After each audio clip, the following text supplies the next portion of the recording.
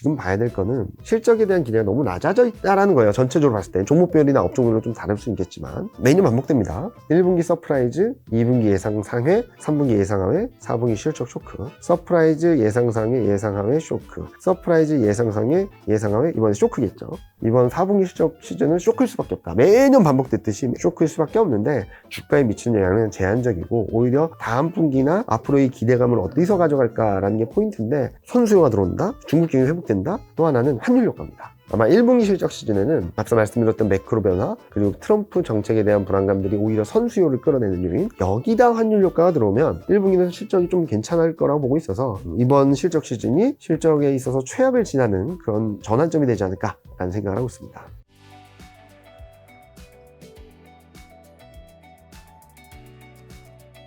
자, 다행히 코스피, 코스닥이 연초부터 드라마틱한 반전을 보여줬죠. 그 이유는 뭘까요?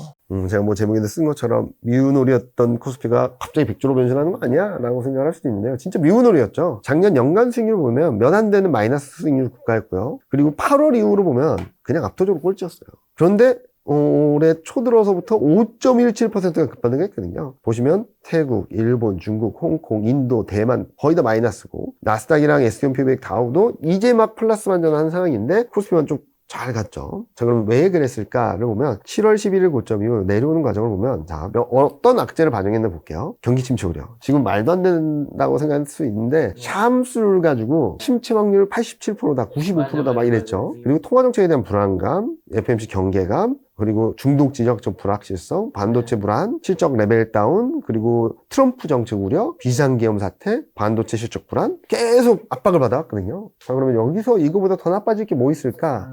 좋아질 겁니다 라고 말씀드렸더니 그리고 작년에는 12월 초에 코스피가 좀 올라갈 수 있는 여지를 만들었거든요. 그러니까 12월 3일날 계엄 사태 직전에 분위기가 되게 좋았어요. 코스피가 2,500을 넘어섰어요. 딱! 근데 그날 외국인이 5천억을 현물도 선물도 동시에 5천억을 사가지고 이제 내일만 좀 잘 버텨주면 다시 추세 반전이다라고 했는데 무너졌죠, 무참하게. 이 과정에서 흐름들을 보면 악재가 많은 건 맞아요. 악재가 이렇게 여러 악재들이 시장에 반영되면서 그래서 코스피 2360까지 간 거잖아요. 그러면 악재의 무게감은 좀 작아지게 되겠죠. 그리고 호재의 힘이 좀 커지겠죠. 그리고 또 하나는 이런 악재들이 무게감이 점점 더 약해지고 그리고 아예 소멸되는 그림들이 나오게 된다면 저는 증시는 좀 위쪽으로 업사이드를 높게 가져갈 수 있지 않을까라는 생각을 하는 거거든요. 그래서 이번에 급반등이 나온 데는 트리거 포인트는 뭐 여러 가지가 있겠지만 일단은 6개월 연속 하락한 거에 따른 되돌림이라고 보고 있어요. 6개월 연속 하락한 적이 언제냐? 2000년 12월, 2008년 11월. 어쩌냐면 이때예요. 어마어마한 버블 이후 폭락하는 과정이었거든요. 이때 말고 처음으로 6개월 하락한 겁니다. 근데 보면 5개월 연속 하락할 때랑 비슷해요, 지금. 이 12월 달이 정책 리스크 때문이라고 본다면 5개월 연속 하락은 2004년 7월, 2021년 11월. 그때 보면은 비슷하죠. 그 플로우가. 근데 이 그림 보여드리면 불안해하신 분이 야 2004년 7월은 엄청 올랐네, 야 2021년 11월은 빠졌네, 이때랑 비슷한 거 아니야? 라고 하시는데 이때는 요 구간이에요. 금리 인상을 어마어마하게 하는데 경기가 꺾인 상황이라서 떨어진 거지 지금 상황이랑 좀 다르다 라는 말씀을 드리겠고요. 그래서 저희가 생각하기에는 지금 상황에서는 2004년 7월 비슷하죠? 폭락, 급반등, 하락, 반등 쭉 밀렸다가 반전이 나왔는데 지금이랑 좀 비슷한 그림을 보여주지 않을까라는 생각을 하는 거고 그 트리거 포인트는 외국인이 순매수 전환, 연기금의 순매수 강화. 그 전환점은 원달러 환율은 이게 1450원, 70원 왔다 갔다 하는 그거 인증이다, 1500 간다 막 그랬는데 달러 인덱스가 저때 110을 넘었어요. 110까지 갔어요. 그래서 달러 대비 원화 약세의 강도를 보면 12월 말을 기준으로 이게 꺾였거든요. 무슨 말이냐면 달러보다 원화가 일방적으로 약했던 그림에서 강세 반전했다라는 그림이라서 이때부터 외국인이 순매수를 했고 연기금은 들어오면서 코스피 반등을 주도하지 않았나 라는 생각을 하고 있습니다. 1월달 외국인 누적 순매수 강도를 보면 조선, 철강, 반도체, 인터넷, 유틸리티, 소매 판매, 소매통, 호텔 레저, 연기금 매수를 보면은 에너지, 여기 보시면 기계, 그리고 상사자본재, 2차 전지, 미디어기 이런 것들을 사면서 코스피 반등을 주도했다. 여기 보시면은 코스피보다 강세를 보였던 게 기계, 조선, 에너지, 상사자본재, 외국인하고 연기금이 산업종들이 다 올라갔기 때문에 원달러 환율이 정체, 달러가 올라감에도 원달러 환율이 정체되면서 달러 대비 원화가 좀 상대적으로 강해진 것들, 그로 인해서 외국인 순매수, 연기금 순매수, 이 두 개가 시장의 분위기 반전을 이끌지 않았을까라는 생각을 하고 있습니다. 자, 그러면 외국인과 연기금의 중요한 게 순매수가 지속될 수 있느냐 일 텐데 그렇게 생각하신 건가요? 외국인이 지금 5개월 만에 순매수 전환한 거거든요. 근데 매도할 때도 반도체만 주구장창 매도하더니 최근 매수할 때도 반도체만 사고 있습니다. 코스피 전체를 25년 들어서 8,100억 정도를 샀는데 8,800억을 반도체예요. 그리고 뭘 샀나 봤더니 금액 자체로 보면 반도체를 사고 조선, 인터넷, 철강, 자동차를 쭉 샀는데 재밌는 거는 시가총액 대비 규모를 보면 제일 많이 산 게 조선이에요. 철강도 많이 샀고 그 다음에 반도체, 인터넷, 유틸리티, 호텔 레저 쭉 샀는데 잘 한번 따져보세요. 조선 엄청나게 세긴 했죠. 철강, 반도체, 소프트웨어 많이 올랐다 좀 꺾였고 유틸리티 완전히 내려왔다 최근 반등했고 호텔 레저, 소매유통, 운송, 보험, 에너지 좀 최근 많이 올라오긴 했죠. 전반적으로 잘 간 업종보다 아직까지 못 가는 업종들을 좀 많이 샀다라고 보시면 될 것 같고요. 그리고 아까 보여드렸던 요게 그림인데요. 좀 길게 보면 달러 대비 원화가 계속 약했어요. 그러다 이제 정점을 찍고 이게 꺾이는 그림이라서 원달러율이 저희는 1,300원 중반까지 내려갈 수 있다고 보거든요. 올해 상반기 중에. 이렇게 보면은 요게 원화 약세 강도가 꾸준히 떨어지면서 이때처럼 외국인 순매수가 좀 기조적으로 들어오시지 않을까라는 생각을 하는 거고요. 그리고 연기금을 잠깐 보여드리긴 했는데 지금 8월 2일 이후 7조 넘게 사고 있습니다. 굉장히 오랜만이에요. 그리고 11월에 2조 2천억, 12월에 2조 3천억, 그리고 지난 주말까지 한 1월 달에는 1조 1천억. 거의 하루에 1,000억 정도씩 계속 사고 있거든요. 그래서 많은 분들이 이거 많이 빠졌으니까 그런 거 아니야? 라고 하실 수 있는데 저희가 보기에는 지금 주식 비중이 너무 낮아요. 국내 주식 비중이. 보시면은 연금 포트폴리오에서 10월 말 기준으로 12.3%입니다. 이거는 공시된 거예요. 근데 작년 계획이 15.4, 올해 계획이 14.9예요. 요것만 따져도 2.6%포인트가 차이가 나는데 문제는 12월 달까지 코스피가 6점 몇 프로 빠졌어요. 그래서 이게 더 낮아지겠죠, 그러면. 그러면 이 갭이 3%포인트 이상 나고 금액으로 환산했을 경우에는 계획된 금액보다 지금 국내 주식 비중은 30조 이상 낮아요. 저희는 기조적으로 좀 살 수 있다라고 생각을 하고 있고 또 재밌는 게 연기금이 빨간색인데 연기금이 시가총액 때문에 많이 산 것들을 봤더니 에너지, 기계, 미디어 교육, 소프트웨어, 운송, IT 하드웨어, 호텔 레저, 통신 서비스, 자동차 쭉 있잖아요. 얘네들도 잘 가는 것들도 사는 것도 있죠. 기계도 사고 인터넷도 그렇긴 한데 전반적으로 많이 못 오르는 업종들을 좀 사고 있거든요. 기초에 들어서 IT 가전이나 철강이나 제약바이오 이런 것들을 사고 있어서 연기금도 외국인도 좀 기조적으로 들어올 수 있는데 최근 담아가는 업종들을 보니까 막 뜨겁게 좋아지는 업종보다는 아직까지 덜 오른, 아직까지 많이 오르지 못한 업종들을 또는 많이 올랐다가 쉬고 있는 업종들을 담아가 이렇게 밑에서 잡고 있거든요. 그런 것들에 좀 투자 포인트를 맞추는 게 맞지 않을까 생각하고 어쨌든 있습니다. 투자 비중이 이제 미국 해외 주식과 한국 주식이 있는데 해외 주식 특히 미국은 너무 많이 올랐고 네. 한국은 떨어지다 보니까 비중 차이가 다시 벌어지다 보니까 그거를 메꾸게 될 것이다. 네. 자, 이제 본격적인 4분기 실적 시즌인데 초반 분위기는 뭐 특별히 좀 안 좋다고 하던데 실적 쇼크가 불가피한데 시장에 충격 주지 않나요? 여기 보시면은 아직까지 9개 기업밖에 발표를 안 했어요. 9개 기업.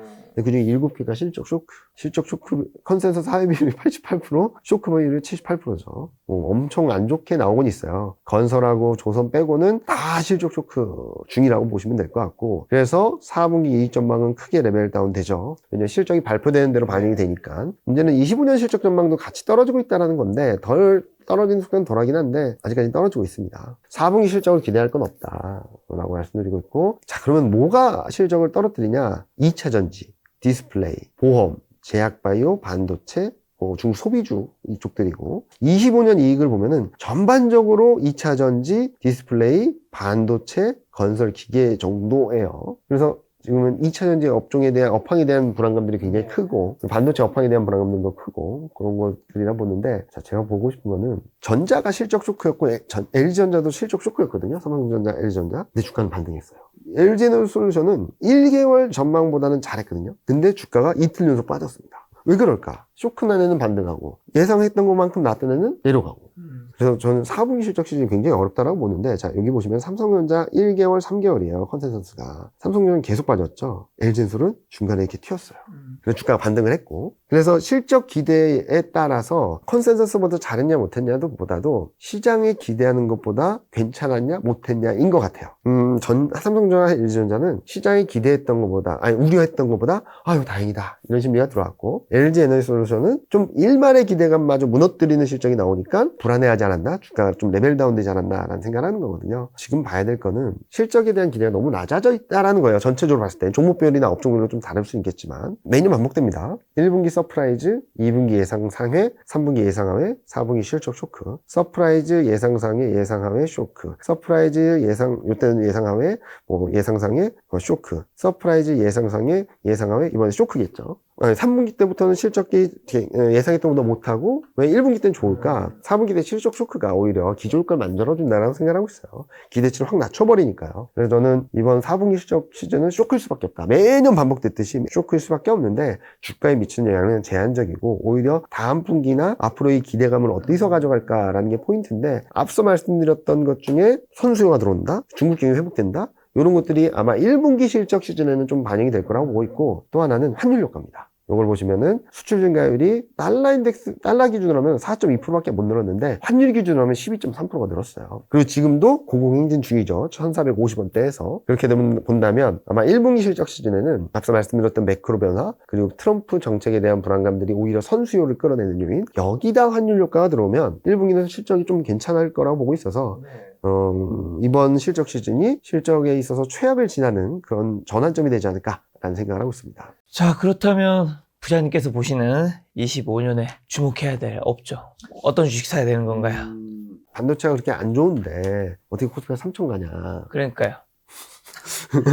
저희 내부적으로도 논란이 굉장히 많았어요. 이게 뭐냐면은 만약에 반도체 시가총액 비중이 한 23, 24 정도였으면 저도 고민했겠죠. 지금 17%, 그러니까 16까지 깨졌다가 17로 이제 약간 반등한 정도예요. 직전에는 23, 4% 했거든요. 그러니까 4분의 1 영향력을 미치던 전자가 지금은 5분의 1, 6분의 1 정도밖에 안 된다는 거예요. 영향력이 확 떨어졌다는 의미는 얘가 진짜 막 3만원, 2만원 이렇게 떨어지지 않으면 시장 미친 영향은 좀 제한적이라고 볼 수 있겠고 과거 시가총액 비중이 떨어질 때 주가가 올랐었던 적이 딱 두 번 있거든요. 2010년 5월부터 11년 4월, 2021년 3월부터 6월 이때를 봤더니 2010년 5월부터 4월은 그래도 반도체가 코스피보단 못했지만 그래도 상승을 해주면서 약 1년 동안 주가가 40일 올랐어요. 코스피가. 그리고 에너지, 조선, 화학, 자동차, 상사자본 얘네들이 어마어마한 상승을 했고 보시면 자동차, 에너지, 은행, 화학, 상사자본재 얘네들이 영업이익 개선 기여도가 높고 이익 모멘텀이 굉장히 강했던 애들이 시장을 쫙 끌어간 거죠. 여기에 반도체까지 조금의 힘을 보태니까 지수도 편하게 올라갔던 거고 21년 3월부터 6월 굉장히 짧은 기간이긴 하지만 이동안 3개월 만에 코스피는 11% 올랐어요. 반도체가 마이너스임에도 불구하고 어떤 업종들이 끌어갔나 기계, 운송, 미디어, 건설, 통신, 소프트웨어 얘네들 중구난방인 것 같긴 하지만 여기 보시면 이익 개선 기여도가 높고 이익 모멘텀이 강한 업종들이 코스피 상승을 주도해 갔습니다. 그래서 같은 맥락으로 올해는 뭐가 이익 개선 기여도가 높아지고 빨간색을 보시면 되거든요.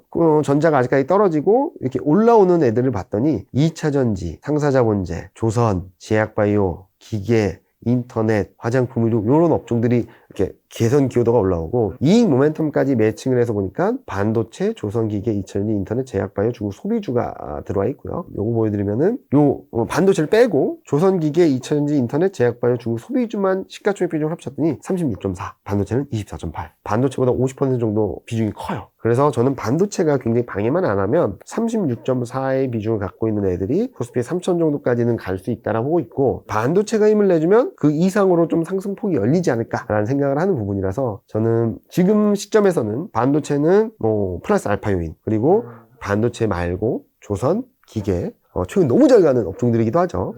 그리고 2차전지는 아직까지 못 가고 있고 인터넷, 제약바이오 한동안 굉장히 세게 올랐다가 좀 쉬고 있는 상태고 그리고 중국 소비주까지 움직이게 된다면 저는 시장은 충분히 상승 여력을 보여줄 수 있겠다. 조선기계, 2차전지, 인터넷, 제약바이오, 중국 소비주 플러스 알파로 반도체까지 관심 있게 바라보자 라는 말씀드리고 있습니다. 말씀하신 반도체 다행히 반등했는데 더 갈 수 있을까요? 반도체를 말씀드리면 워낙 많이 빠졌다가 반등을 하고 있죠. 근데 역사적 밸류에이션 저점이기도 하고 근데 재밌는 게 30% 이상 빠지면요 이게 비정미적 되는 게 아니라 이렇게 급반등이 나오는 경우가 많았어요. 최근 하이닉스가 그렇죠. 그래서 저희가 보는 거는 반도체는 지금 한 단계 레벨업 되고 좀 분기점에서 요 작년 1차 고점이었던 1차 지지선이었던 레벨에서 3,400선 전후에서 좀 저항을 받고 있는데 좀 쉬었다 다시 갈 거라고 보고 있고요. 이 정도까지는 올라갈 수 있겠다. 그리고 전자 같은 경우도 지금 54,000원에서 안착을 실패하고 53,000원, 52,000원 지지력 테스트 할 수 있는데 저희는 기본적으로 상반기 중에는 65,000원, 67,000원 여기까지는 열려있지 않을까 라는 생각을 하고 있습니다. 닉스는 저 이렇게까지 빠르게 올라올 줄 몰랐어요. 솔직히 말씀드리면 제가 9월에는 15만원 이하, 12월에는 17만원 이하, 17만원 수준에서 계속 사야 된다라고 말씀드리긴 했는데 지금 22만원, 21만원대에서 좀 쉬어갈 수는 있어요. 19만원에서 지지력 받으면 다시금 돌파하는 모습들을 보여줄 수 있어서 저희는 반도체는 지금 막 등락을 보일 때 좀 모아가자 일단은 전자가 지금 단기적으로는 가격 메리트가 있는 상황이고, 닉스 같은 경우는 지금보다 조금 더 내려오면은 그때부터는 사도 된다 라는 말씀드리고 있습니다. 하이닉스가 많이 오른 게 어쨌든 AI 시대 HBM 네. 요런 것들을 잘 납품해서 있잖아요. 네. 그거를 또 잘 못한 삼성전자 많이 뒤처진 건데 닉스가 시총 1위를 하는 날도 올 수 있을까요? 먼 시점에는 가능하지 않을까라는 생각을 하기도 하는데, 그동안 전자가 못 잡을까? 캐치업하지 않을까라는 생각을 하고 있거든요. 또 하나 생각해봐야 될 것은 앞서 잠깐 말씀드렸는데, 중국 경기가 회복되면 레거시 반도체 쪽들도 많은 분들이 걱정하신 것보다 좀 나을 수 있어요. 지금은 가격도 떨어진다, 판매도 안 된다, 이제 반도체 수출 꺾인다, 망한다 막 이러는데, 중국 경기가 살아나면 IT 기기 판매가 좀 많아지면서 좀 살아날 수 있던 부분들도 저는 전자의 업사이드를 조금 더 봐도 되지 않을까라는 말씀을 드리는 부분이고, 좀 길게 보면 어떻게 될지 좀 봐야 되겠죠. 네. 예. 자, 요즘 조선기계 말씀하신 데 굉장히 강한데 좀 더 자세히 말씀해 주신다면요. 보시면은 뭐 신조선가, 중고선가, 수주 뭐 어마어마하게 좋아요. 거기다가 MRO라는 새로운 프로젝트 수주 기대감들도 있고요. 실적은 계속 올라가는 실적에 너무 좋아요. 근데 조금 부담스러운 건 뭐냐면 너무 많이 올랐어요. 단기간에. 너무 많이 올라서 저는 좀 쉬었다 가지 않을까? 트럼프 발언 이후 많이 올랐죠. 많이 올랐죠. 그래서 지금 오히려 트럼프 취임 전후로 해서 좀 쉬었다 가는 그림이 나올 수 있다고 보고 있어서 지금은 따라가는 전략은 아니다라고 생각하고 있고, 저는 여기서 한 10% 전후 정도 조정받으면 다시금 모아가도 되겠다. 지금 비중이 많으신 분들은 좀 줄이셨다가 한 10%, 15% 정도 조정받으면 그때 다시 사시면 좀 더 트레이딩 관점에서 매매할 수 있는 여지가 생기지 않을까라는 생각을 하고 있고요. 기계를 말씀드리면 기계도 너무 좋아요. 변압기 수입, 뭐 수요, 뭐 실적 다 좋습니다. 다만 밸류에이션 부담이 좀 있을 뿐이다. 아까 잠깐 조선을 말씀드렸잖아요. 다들 생각을 해보시면 작년 상반기에 기계업종에 대해서 엄청난 열광을 했습니다. 그게 와장창창 깨진 다음에 그냥 7월 고점 이후 지금 거의 뭐죠? 7개월 정도, 6개월 정도 조정받고 다시 올라가고 있어요. 좀 더 올라갈 수는 있거든요. 1450선 정도까지. 근데 여기서 또 얘도 여기서 좀 쉬었다 가지 않을까라는 생각을 하고 있어서 조선하고 기계는 너무 좋고 추세적으로 강하고 탄탄한 추세가 만들어지고 있는데, 단기 과열권이라서 한두 달 정도 쉬었다가 다시 움직이는 그림이 나올 수 있다 정도로 보고 있습니다. 자, 성장주라고 할 수 있는 인터넷 그러면 제약 바이오는 강한 반등이 다소 주춤한데 사도 되나요? 인터넷은 일단은 그러니까 얘네들을 성장주로 해야 될지 고민을 하실 수도 있어요. 왜냐면 채권비가 오름에도 불구하고 주가는 좋았거든요. 인터넷 실적 계속 레벨업 됩니다. 그 결과 밸류에이션은 계속 떨어져요. 실적이 좋아지니까.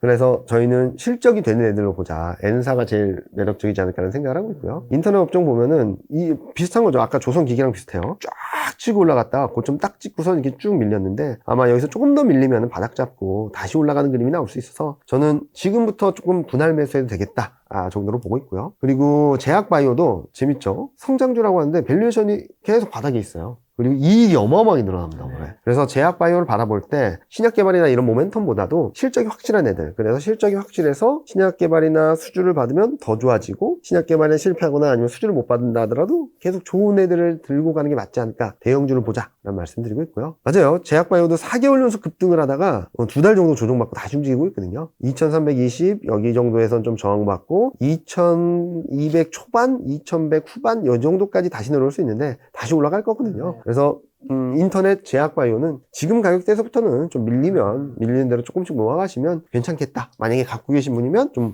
홀딩하자라고 말씀드리고 싶습니다. 그런 의견은 어떻게 보세요? 현재 어쨌든 제일 메가 트렌드가 작년엔 확실히 AI였고 올해도 AI일 거란 얘기가 있는데, AI 다음 바이오가 그 자리를 차지할 수 있지 않을까 이런 얘기 굉장히 많잖아요. 저는 뭐 바이오도 가능성이 있다라고 생각하는데 아직까지 AI 트렌드는 안 바뀌었다. AI 안에서 움직이지 않을까? 저는 올해 같은 경우는 미국 중심으로 봤을 때 AI 하드웨어보다 소프트웨어 쪽들이 좀 움직일 수 있다고 보고 있고, AI 소프트웨어로 움직이게 된다면 하드웨어도 좋겠죠. 근데 하드웨어는 이미 성장을 어마어마하게 한 다음에 좀 성장 모멘텀이 좀 둔화되는 그림이거든요. 반대로 소프트웨어는 이제 막 이렇게 올라가는 그림이라서 소프트웨어가 좀 움직이는 게 미국에서 그럼 소프트웨어라면 좀 관련된 종목도 뭐 팔란티어 같은 게 그런 해당되나요? 것들이 좋다라고 보고 있죠.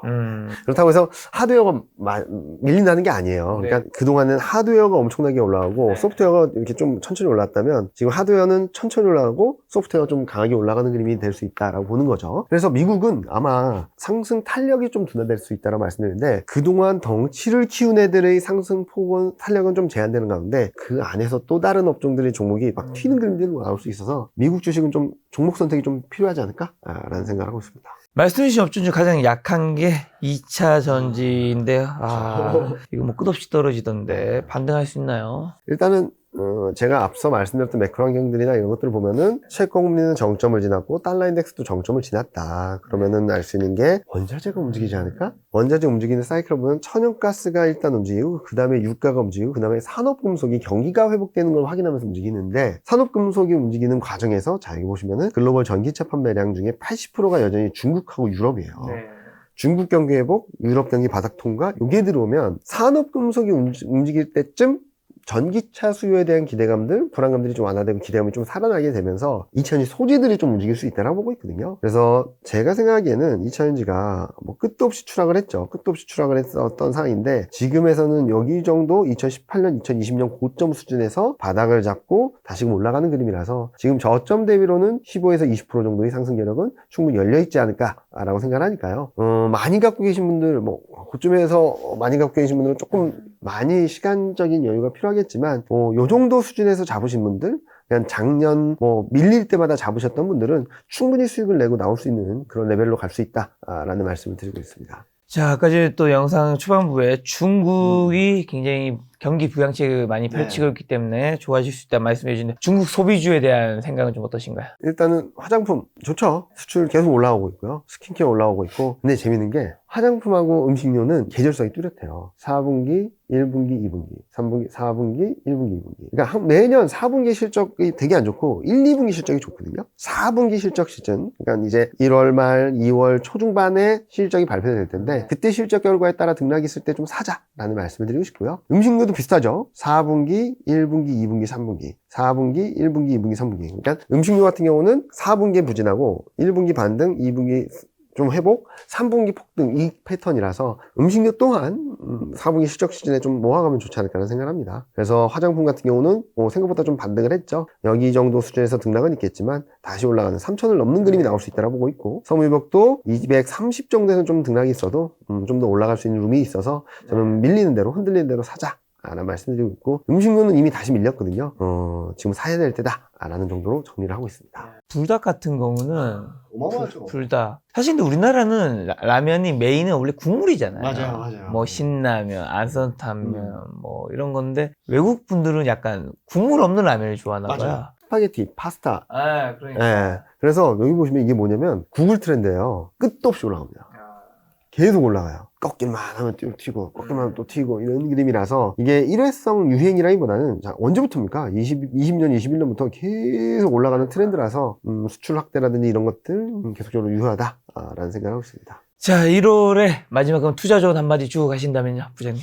뭐 시장이 너무나도 불안하고 여러 가지 악재들이 많다라고 하는데요. 지금은 좀 역발상적으로 투자할 때다라는 말씀드리고 있고요. 오히려 그동안 안 쳐다봤던 불안했던 쪽에서 좀 변화가 있다면 더 탄력적으로 움직일 수 있으니까 그런 역발상적인 관점에서 1월 그리고 2월 투자 전략을 세워보신다면 투자 수익률도 좀 더 좋을 수 있고 성공 확률도 좀 더 높지 않을까라는 예상을 하고 있습니다. 알겠습니다. 부장님 말씀대로 올해는 꼭 코스피 3,000 거의 약간 신기루 같다는 생각도 하고 그렇죠. 요즘에는 3,000이 이렇게 정말 힘든 거였구나. 그렇죠. 하지만 올해는 꼭 신기루를 한번 가봤으면 좋겠다는 생각이 드네요. 다음번에 또 부장님 모시고 좋은 이야기 들어보도록 하겠습니다. 오늘 만나의 손님은 이경인 부장님이었습니다. 지금까지 여러분 소중한 시간 함께 해주셔서 정말 감사합니다. 오늘도 김 작가였습니다. 고생 많으셨습니다. 감사합니다.